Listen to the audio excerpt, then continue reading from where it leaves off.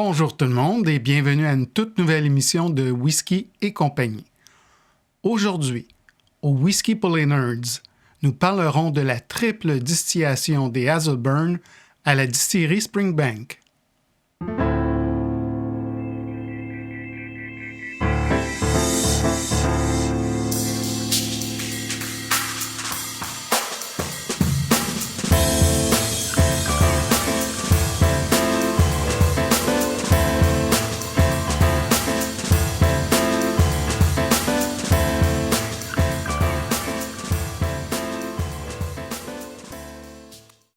2 semaines par année, la distillerie Springbank interrompt sa production de whisky fumé, en l'occurrence les Springbank et les Longrow, pour se vouer entièrement à la réalisation des whiskies de la gamme Hazelburn. On parle ici du Hazelburn 10 ans, du Hazelburn Sherrywood 15 ans et du Hazelburn 21 ans. Bon an, mal an, la distillerie mythique de Campbelltown produit entre 37 000 et 38 000 bouteilles de Hazelburn. Cela représente seulement 10 % de sa production totale annuelle. En plus d'être le seul whisky fumé de la distillerie Springbank, les Hazelburn se distinguent par leur procédé unique de fabrication, celui de la triple distillation.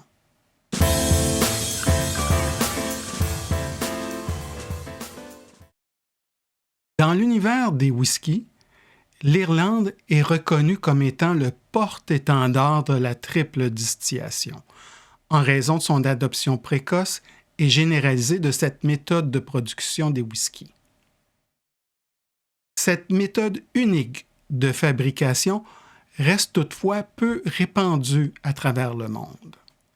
En Écosse, seulement quelques distilleries utilisent ce procédé pour la réalisation de certains whiskies bien spécifiques.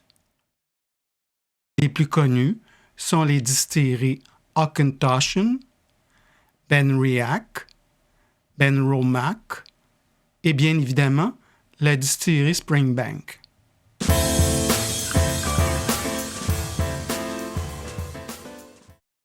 Mais pourquoi cet attrait pour la triple distillation? Ce procédé est loin d'être rentable en raison de son coût élevé de production.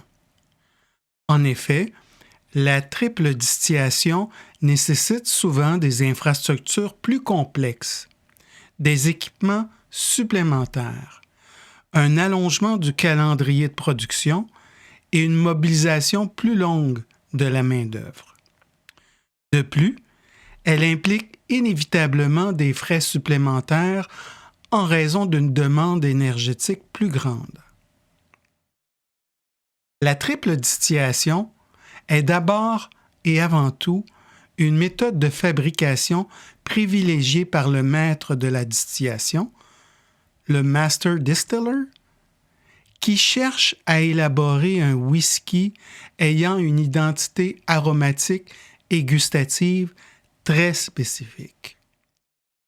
La triple distillation aide à concentrer non seulement l'alcool, mais aussi les saveurs plus légères. En affinant le whisky avec ces 3 distillations, le distillateur peut concentrer un profil aromatique précis qui apporte une impression d'élégance, même si cela se fait parfois au détriment de la diversité des saveurs.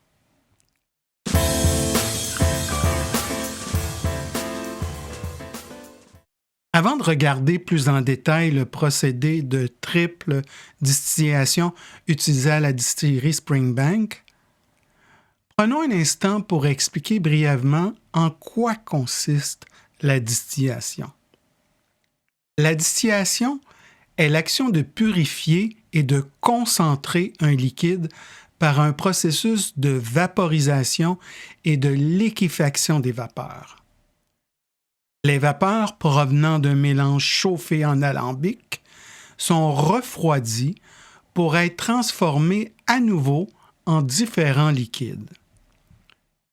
Étant donné que les liquides constituant un mélange ont souvent des points d'ébullition différents, les constituants cibles peuvent être séparés en segmentant la distillation en plusieurs étapes. À titre d'exemple, le point d'ébullition de l'alcool méthylique, extrêmement dangereux pour la santé, est de 68 degrés Celsius. Celui de l'alcool éthylique, qui est propre à la consommation récréative, est de 78,4 degrés Celsius, tandis que celui de l'eau est de 100 degrés Celsius.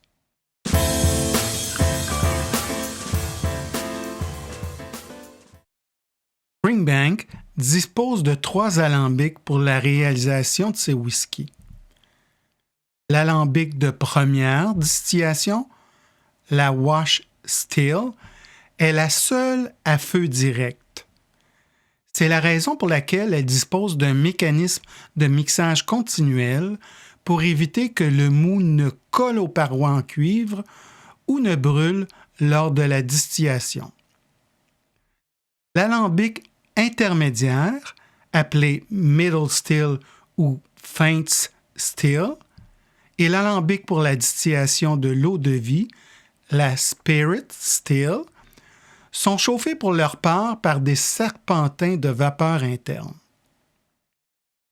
Autre élément intéressant, l'alambic intermédiaire est relié à un bain extérieur à serpentin, le Worm Tub Condenser, pour la liquéfaction des vapeurs, alors que des condensateurs conventionnels avec un système de refroidissement par tube d'eau froide sont utilisés pour l'alambic de première distillation et l'alambic pour la distillation de l'eau de vie. Pour le hazel burn, le mou, appelé aussi le wash, qui est essentiellement un liquide sucré contenant les sucres résultant de la fermentation de l'orge maltée, est chauffé dans l'alambic de première distillation.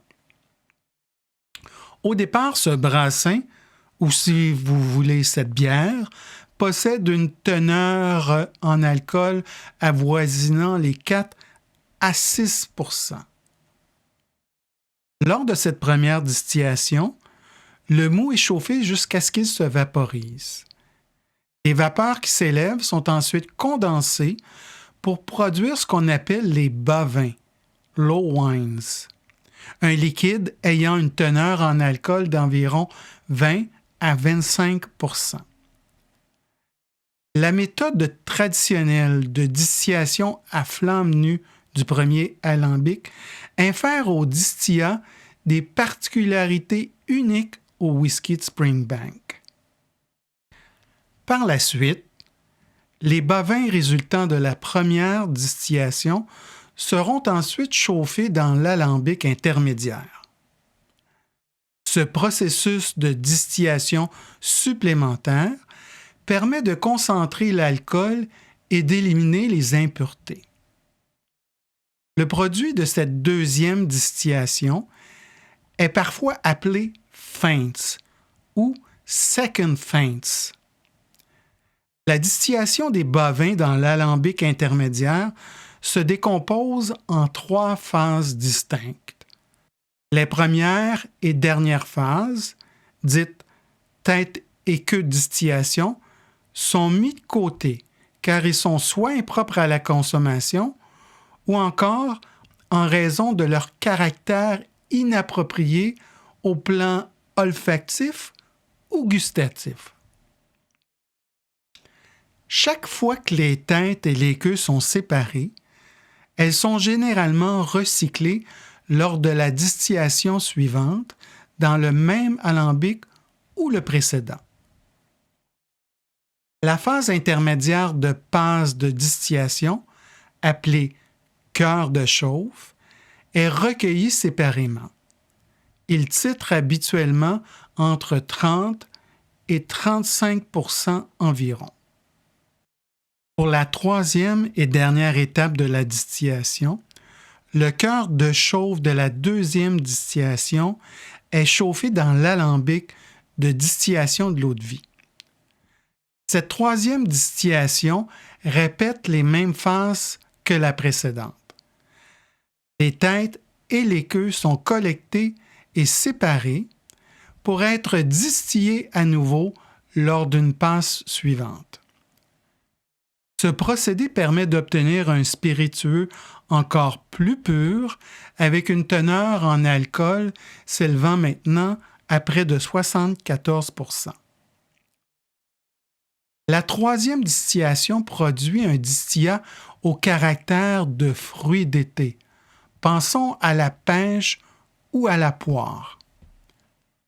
Bien présentes lors des premières étapes de distillation, ces notes fruitées étaient dissimulées par des composants plus lourds et parviennent seulement à s'affirmer lors de la dernière étape de la distillation.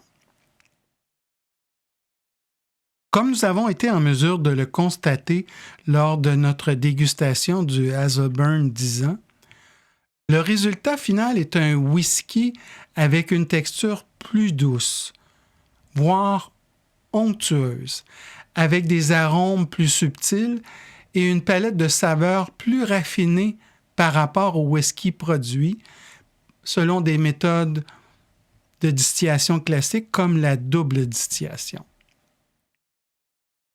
Nous espérons que cette première émission du Whisky pour les Nerds vous a plu. Nous vous invitons à visiter notre site web whiskycompagnie.com et c'est avec hâte que nous espérons vous revoir lors de notre prochaine émission. Merci.